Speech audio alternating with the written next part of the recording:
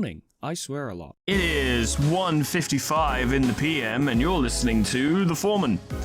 I'm your host, Foreman. It's been a while since we've done one of these, but that's part and parcel by this point. So today, I think this might be a slightly contentious one, not in like a serious manner. We're not talking like actual serious discussions here, but I think people might be divided on this one. Indeed, it's distinctly possible that the title of this video will be more seemingly inflammatory than I intend. So if you came here for inflammatory, then I'm afraid that's not really what you're going to get. But I didn't know how else to phrase it for the purposes of a title for a video, because I only have so many characters to work with and I can't write 3 paragraphs clarifying my generalistic statement for the purposes of expressing what the video is going to be, because that would essentially just be an article or a blog, which I suppose I could do, but I do prefer talking to writing, so here we are. I've noticed it pop up quite a lot in a few games I've played recently, as well as games I've played over the years. Now, the examples that prompted me to make this video, I'm not going to talk about specifically because there are spoilers in them. I do want to keep this video spoiler-free, so bear that in mind, I guess. But there were 2 examples recently of boss fights in games where I was like, yeah, this seems a bit, I don't know, it's alright, I guess, but definitely could be better, or maybe it felt like it could have been more challenging, or more difficult, or more creative, or could have played better, or what have you. From my perspective, of course, I'm presenting this point to you not as a definitive, this is correct statement, but this is to prompt a discussion, you know? And the response I got from some people, and this is once again, I'm going to be generalizing these responses. There were many nuances to how these responses were presented to me and the reasons they provided and stuff like that. But the general consensus was, yeah, it's supposed to be like that. As in, like, one boss fight, I was like, yeah, it's a bit mid. And they were like, well, yeah, because of the circumstances involving the plot around this fight, it's kind of supposed to be mid. And it's not a statement that sits well with me in regards to describing something, describing the quality of it, or justifying the lack of quality in it perceived by oneself, right? Because it's boss fight and someone goes, oh yeah, it's supposed to be mid, and I'm like, you do realize that's not good, right? Like, yeah, this might be tonally or narratively applicable and consistent and, you know, makes sense for it, but that the concept of like, oh, it sucks on purpose, I'm like, that's not good though. Like, just because it sucks on purpose doesn't mean it doesn't suck. Now, people might have figured out which boss I'm talking about purely through context and what I generally play. Let me be clear that that boss I'm talking about doesn't suck as such. Like, we had this conversation in a recent video on that subject. That boss doesn't suck, it was just a bit mid. But I'm not comfortable, maybe comfortable is not the right term, but I'm not sure how I feel about describing something as being, oh yeah, it's supposed to be mid, and then that being a justification for it, because it's still mid though. Just because it's supposed to be mid, that doesn't mean it's not mid, or that it's suddenly more fun to play despite being mid. It's still mid. It's still mediocre. It's still whatever, right? I remember, like, there are games like Fear and Hunger, for instance. Now, Fear and Hunger is intended to be a harrowing, player-unfriendly experience, right? And I would say that it goes about this very well. It's a good game. They're a good pair of games. They're very fun, as much as they are harrowing and interesting, and they've got good RPG mechanics until you figure them out, at which point you've learned how to one-tap everything you come across, but you still have to get there first. Like, the early game of both Fear and Hunger games is the hardest part, for sure, because you're so weak and frail, but I am wandering off topic ever so slightly. But aspects of that game where I point at it and go, I'm not sure about this, like, this is a bit shit, and someone goes, yeah, it's supposed to be shit, and I'm like, that's not a justification. Or at the very least, from my perspective, that's not a good enough justification to warrant its existence. Saying something's supposed to be shit doesn't make it not shit, and doesn't make it acceptable either. In terms of Fear and Hunger, I think my biggest issue was in Fear and Hunger 2, where the only way you could save was to advance time forward. Which makes sense in the game because it makes you pick your saves carefully, right? You can't just save all the time and you know, save scum an encounter or what have you, or just keep saving and trying until you eventually succeed at it. Saving becomes a tactical decision. which is good. I like that. The problem is that if you quit the game, you lose all your progress. There's no save on quit. So you would have to save the game, advance time forward in a very time-sensitive game, as it were, and potentially fuck up your run or have characters you like die or miss out on important events because you had to go to work or you had to go to class or, I don't know, literally anything else in your life is happening right now that requires your immediate attention, or at least semi-immediate attention, but you have to fuck up your run in order to go about your daily life. Which I always presented as being, I feel like that's player unfriendly just for the sake of it, rather than actually contributing to the overall experience. Now, I'm not saying get rid of the save progress time system entirely. I'm just saying give the player an Iron Man save on quit, and when you load that save, it deletes the Iron Man save. And you might be thinking, well, what if you have a power cut? Well, tough luck, I guess. You know, I was a kid when we had memory cards, and if you didn't manually save, you lost your progress, and that's how it goes in this game as well. Certain compromises have to be made to maintain the game's intended experience of, you know, saving being a tactical decision with consequences, but it could be approached better. I've wandered way off topic on this one, but my point is that people would always go, nah, but that's intentional, it's supposed to be harsh. And I'm like, that's not a good enough justification for this thing specifically. It also doesn't make sense. Because this is, what I'm talking about is not even an effect on gameplay. This is just your ability to stop playing so you can live your life. But it ties into my idea that people saying, oh yeah, this sucks because it's supposed to, just never really sits comfortably with me. Now, it's difficult because this is a broad general statement, and that means it does not apply to every situation. There are always going to be circumstances where it's like, oh yeah, this is the exception. And Fear and Hunger is one of the many exceptions, as a matter of fact. Ignoring everything I just said about the save on quit issues, a lot of Fear and Hunger is designed to be harrowing, unpleasant, makes you not want to proceed. When I did my series, at the very least when I did my series on Fear and Hunger 1, I don't think I did it on Fear and Hunger 2, but in Fear and Hunger 1, whilst I was recording, I had wireless earphones in under my headphones that I used to listen to the game, playing music. I had jazz music on my wireless headphones while I was playing, because the game freaked me out too much and I needed something to chill me out. You know, I needed something to counteract it, because the sound design in both Fear and Hunger games is insanely effective to the point of being terrifying. And honestly, the thought of the standard dungeon traversal music in Fear and Hunger 1 still gives me the heebie-jeebies. Not because that track in of itself is particularly scary, but because of what it represents. No place has filled me with as much dread, I think, as the dungeons of Fear and Hunger. And that's because the game is so hostile that it works, that it is effective in what it's trying to do.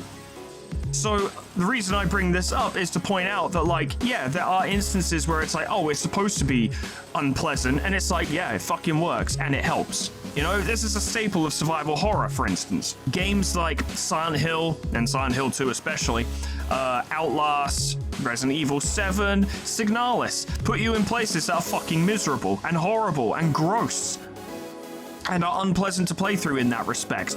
But that is entirely the point. That's where the immersion into what's going on occurs from. It needs to be that way.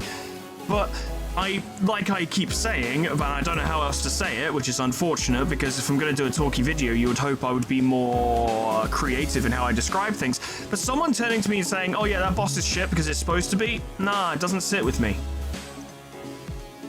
Or in a less dramatic way of phrasing it, yeah, that boss is fairly mediocre, but it's supposed to be. And I'm like, that's not a justification. That doesn't make it okay. That doesn't make it not mediocre. That doesn't, it's, because the way it's presented to me when people say, oh, it's supposed to be, it's like, oh yeah, the devs intended it and it's part of the intended experience. And I'm like, well, the intended experience has been damaged by this, regardless of whether they intended it or not, because it's not good. It's not good. They could have done better. They know they could have done better, and they didn't. They decided to make something intentionally mediocre. And I don't really understand the mentality of fans of such things trying to justify it in this manner, because it comes across as basically coping. No, the boss ain't crap, it's just supposed to be that way. That feels like coping, personally. It's like, let me posit an example, like a metaphor, even a metaphorical example, and I will fully acknowledge right off the bat that this is not the same set of circumstances and it doesn't directly translate to the topic at hand, but I'm hoping it might provide some context coming from a different angle, right? Recently, me and my band played a gig, and it was a really good gig, and it was kind of a competition situation, right? Like a battle of the bands thing, where it's like, hey, if you win, you'll go on to the next round. If you win that round, you'll get to play a festival. At time of recording, we haven't gone to do the second round yet. Spoiler alert, we won the first round. But yeah, that's the thing we're doing. And we played the gig, we won, like I just said, which I wasn't expecting. I just went there to play a gig and have fun, and I did. And as a genuinely appreciated side bonus, we also won, which was fantastic. I got very drunk that evening, so I was very happy. And that was all great. Now imagine if we played that gig and we were like, you know what, let's play shit on purpose, right? We're just gonna play shit on purpose because that's the intended sound. That's how the band is supposed to sound. That's how the music's supposed to sound. And we went there and we played shit and we lost. And the organizer comes up to us and we go up to the organizer and go, why did we lose? And he goes, well, you played like shit. And we go, yeah, but that was the intent. We were playing shit on purpose. Why don't you appreciate it? And it's like, because you played like shit. It doesn't matter if you intended to or not. You still played shit. It still was garbage to everyone around you. It doesn't matter if you intended it. I guess it matters to you if you intended it, but it doesn't matter to anyone else if you intended to be crap. Because as far as everyone else is concerned, you were just crap. That's the end of the story. Your intent doesn't even matter by that point, not everyone else. And I think this does translate, in a sense, to video games where it's like, well, we meant to make this section bad. Okay, but it's bad.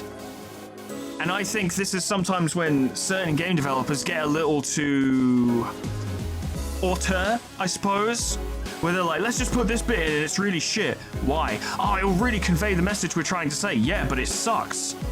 Right? Like, that's good for sending a message, certainly. It's good for conveying a theme, a concept, a tone, a message, what have you. But the section sucks, but it's not fun to play, and it's not fun to go through, and it's not satisfying. It has no redeeming qualities. So this is an extreme example of what we're discussing here today, of course. There's nothing good about it, except that you get to convey the message you want to convey, which is great and all, you know, that's cool, but that's little to no comfort to the player, to the audience. Imagine a film that had, like, 3 hours of people scraping their nails on like blackboards and stuff, and you're like, oh my god, that's awful, and the director's like, yeah, well, it's supposed to be, and it's like, but that doesn't make it good. Of course, this does exist. The thing is, what I'm describing to you right now does exist. However much you know about art films, you will know that this is a thing that they do. And look, I went through a media course in college, right? And I'm not the most art and film aware person, but I have a solid awareness of these things. I still think it's the most pretentious garbage I've ever heard in my fucking life sometimes. Some of them are absolutely, and this is not a term I use often, but they are the definition of people who are sniffing their own farts. It is the worst. But that is wandering off topic, although it is relevant in the sense of doing crap stuff on purpose to make a point. Now, once again, you can do crap stuff on purpose to make a point, and it can be effective, but it's how you do it, of course. And it's how you present it. There is a distinct difference, of course, between doing this in like a game and doing this as like a performance art piece or what have you. Now, performance art games do exist. There are games that exist just to be that pure expression of art, to just convey a message. But for a start, the games I'm talking about are not them. They are not performance art pieces. They are video games designed to be played and to at least some extent enjoyed by its audience. The problem with this kind of thing is you kind of have to either go all in or make some massive compromises, right? Either own it or don't do it. But then again, once again, that's a broad general statement that does not apply to every single possible context. Silent Hill 2 went pretty fucking hard on just being a really unpleasant experience. In fact, survival horror of that era went in pretty hard on being, by today's standards, borderline unplayable with really crap controls.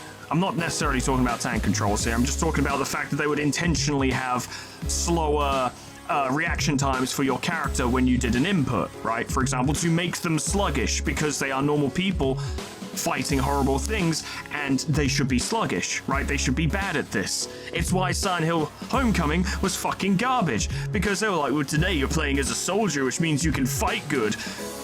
Well, that's not good for a survival horror setting, is it? Do you see why I'm trying to present this as a discussion rather than trying to just sit here and be like, I'm right and you should listen to me? Because I do kind of sit on the side of I would prefer it if games didn't do stuff that's shit and intentionally shit for the sake of it, but I fully acknowledge that there are many cases in which this does work and is very effective. It's a difficult thing to argue for and against, I'd say. But I think the main thing that irks me is that it feels like sometimes, this isn't always the case, in fact, it's not often the case, but sometimes people just try and justify something bad in a game and go, well, yeah, it's supposed to be. And I'm like, what are you drawing that information from, exactly? Is it your interpretive of the narrative? Is it your justification of something you perceived as being bad in something that you don't want to be bad or refuse to acknowledge is bad? I have seen fans of games absolutely refuse to acknowledge any kind of negative aspect of the piece of media they really like. Dragon Quest VIII is one of my favorite games of all time, but I can tell you there are some faults in that game. Very start of the game, the basically required grind to beat the first boss takes a fucking while. Takes too long, in fact. Like, even the most bright-eyed and full of wonder child playing that beautiful, colorful game for the first time in their life will get bored in that section because it takes fucking ages. There we go. I've criticized my favorite game of all time. It's not difficult. You can acknowledge the flaws in something and still like it. But it does sometimes come across as people just simply refusing to acknowledge the flaws in the product that they like. And that's when it kind of rubs me the wrong way. That's when I start to question what I'm hearing. And God knows Limbus is full of that, so guess what? I read these kind of comments a lot, where people are like, oh no, you see, you thought this was bad, but it's actually intentional. And I'm like, if you fucking say so. Alright then. I remember, there's an example recently that absolutely boiled my fucking blood, right? We may as well chat about it, why not? You guys might find it funny. Right, I say recently, this is for a video that's like a year, maybe 2 years old now. It was back when I did the lore readings for Library of Ruina, because all the different enemies and characters and stuff in that game have little pages with lore on them, and I would read them because people liked, seeing them read, and then I would talk about them, right? And people enjoyed that discussion, because we like to talk about stuff here. One of those, I don't even remember which one, I don't remember, but I said that Roland's design as the Scarecrow for a certain abnormality I felt it was a bit uninspired because it looked exactly the same as the abnormality. There was no there were maybe one or two very minor differences, but essentially the same thing. And I think I said it's a bit uninspired. I feel like they could have done more of it. Someone got really fucking angry and they're like, this is the whole point, is that it's uninspired. And then they accused me of not knowing what uninspired meant. And I was sat here massaging my fucking temples with blood coming out of my nose and turning to froth in my veins because I'm like, this is what I have to deal with. This is my life. This is my job. It's another situation where I'm like, you can't honestly believe that, right? It's supposed to be uninspired. I'm like, what are you talking about? I would believe if you're like, yeah, they just figured that this design would do, because it's a fucking scarecrow. And I would be like, yeah, honestly, because the fact that it is a bit of an uninspired design is not exactly a fucking death sentence for the video game or the encounter in question or the character itself or the portrayal of such. It's a minor complaint. It's not a huge deal at all. So if they just turned around and went, yeah, but it fits the purpose, doesn't it? And I'll be like, yeah, it does. I don't really have many more complaints on it than that. But they had to be like, no, this is what they're supposed to do, and you're just too stupid to get it. And I wanted to chew off my own fingers reading it. But then again, that person who left that comment does have a history of being a frothing at the mouth, angry moron. So I have learned to start ignoring their comments. And I do, in fact, I do. In fact, I was, but I caught a glimpse of it on my dashboard because YouTube so helpfully puts these comments right in my fucking face so I can't ignore them and then had to boil my fucking blood for me. I don't know, it's a difficult thing, it's a difficult topic and the different parts of it to really quantify, but I think that's what makes it so interesting to talk about, because everyone's going to have their own examples of like, I feel like this, despite being rather unpleasant to play or difficult to play or frustrating to play or what have you, I feel was intentional and I feel that worked. And then they'll also have an example of, people tell me this was intentional, but I think it's fucking garbage, right? I feel like everyone will have both sides of the same coin on this topic. I've mentioned numerous examples of games that did shitty things on purpose and it worked and was actually really good.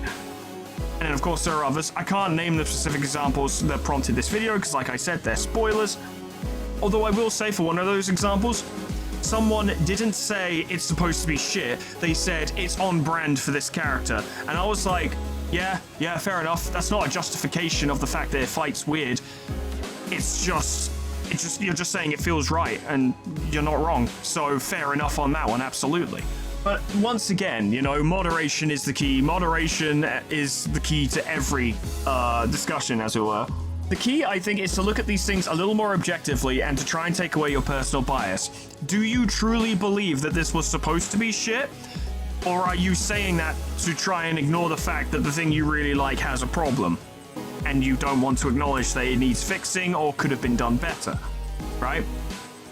There are so many things about Fear and Hunger. This is the easiest example for me to use. I'm not trying to rag on Fear and Hunger. I think they are extremely well-made games, and the person who made them, despite going a bit far in some cases, in my personal opinion, it is just my personal opinion, they are extremely good at this. They are extremely good at making games and writing characters and writing stories. They did a very good job.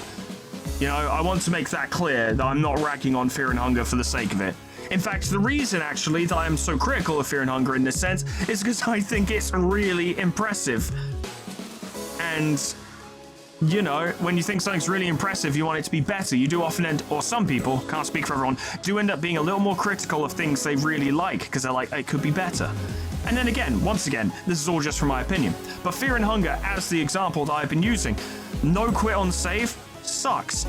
Most of the other things in that game that make it wildly unpleasant and borderline unfair to play make a lot of sense and contribute to the overall environment. In fact, some of the complaints I had about Fear and Hunger 1, which was, in my opinion, over focus on the possibility of like sexual assault, did admittedly make that the scarier game of the two for me.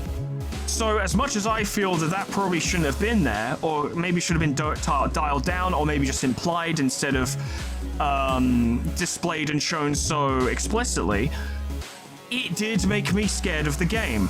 So it worked. It's difficult, right? Because in that instance, I have to try and overcome my own personal bias, where I'm like, I just don't like depictions of this thing. It makes me very uncomfortable, and I don't enjoy watching or playing things that display it in this manner. It's why I never really watched Game of Thrones, because there was just too much of it in there. But I can't deny that it was effective. It worked. I think Fear and Hunger 2 is a better game, but I was more scared of the Dungeons of Fear and Hunger than I ever was of Pre-Evil. It's just how it is. Which isn't to say that Pre-Evil wasn't scary. It sure fucking was. In fact, I think it was an absolute genius idea to have the possibility of an entire mob of moon-scorched villagers just jumping you when you're walking through town, because that scared the shit out of me. Especially since I think one of them had a fucking, like, angle grinder or something and revved it the fuck up as he was chasing me. Terrifying. Brilliant. Loved it. Good shit. I kind of want to play them again, and I also extremely don't, which I think speaks to those games' quality, but yeah. On a more lighthearted end of the spectrum, let's talk EDF, Earth Defense Force, right? Those games are like the B-movies of video games. They're just schlocky action games, and they're some of the... I've had the most fun playing those games than I have most games I've ever played in my life. Me and my friend in secondary school, I would go round his, stay overnight, and we would get junk food and just play EDF until like 5 in the morning. just endlessly playing that game. And most of the people I talk to who are into video games have their own EDF stories where they're like, oh yeah, I remember I put a ton of hours into that. I remember me and my friends staying up all night playing it. And I've stayed up all night with friends playing it since then as well. But I think I've run out of things to wax lyrical about in this regard. Friends, what do you think? What do you think in general in regards to this? You don't have to be too structured in how you respond to this, if you even can, because it has been a mess, but how do you feel about games where it's like, oh yeah, this is supposed to be bad. Yeah, this is supposed to suck. How do you feel? Like, state examples of where that's happened and you're like, yeah, no, that makes sense and it actually works and is good. I've already stated a few for you. And also state an example where you're like, I've heard this, I think it's bullshit, or I believe they intended it, but that didn't stop it from being crap. Like, they intended it to be bad, and it was bad, right? It didn't help, as it were. It still sucked. I want to hear examples of these two things. I also want to hear what you think about the concept in general, because it's a bit weird, isn't it? To intentionally do something badly for the sake of getting a message... sake of getting a message across, but it does make sense in some contexts. It's a bizarre topic. I'd like to hear what you think, but that's all from me for today.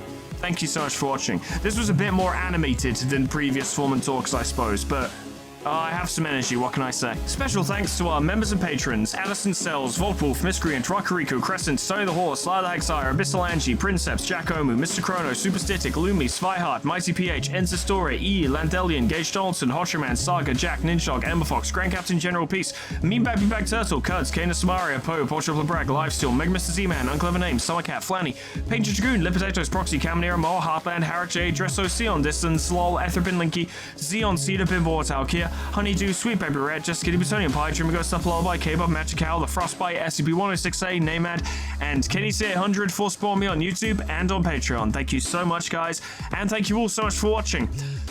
Yeah, I didn't intend it to be inflammatory, but I think I accidentally went a bit inflammatory there, where I was like, this is shit, I hate it, no! But it's a topic I find interesting to talk about, and generally talking about video games in general gets me quite passionate, because I love talking about them, but I hope I did make a point to represent both sides clearly and not just focus on what I think, as it were, you know? Because I'm kind of on the fence of, like, I feel like there should be less examples of games doing crap things on purpose, because it doesn't seem very conducive to making an enjoyable piece of media. But I do think it should still exist, and there are plenty of examples to draw from where it has worked and been effective. But it does also come back to that whole video games as art situation. I'm not particularly big on art games, but I wouldn't say they don't deserve to exist, just that I don't really like them. They're not really for me. I am here to enjoy myself and to challenge myself, and through that I find my personal immersion into a situation. Fallout 4 is significantly more engaging, which is funny because the story is not very engaging, but it's significantly more engaging when you play that on survival mode, which is way harder and wildly unfair at times, because it makes you understand how fucking shit it is to be in the Commonwealth. It's garbage. When someone tells you to go deal with a house full of raiders, that's scary, because one of them could kill you easily and there are like 10, and you're one guy or gal.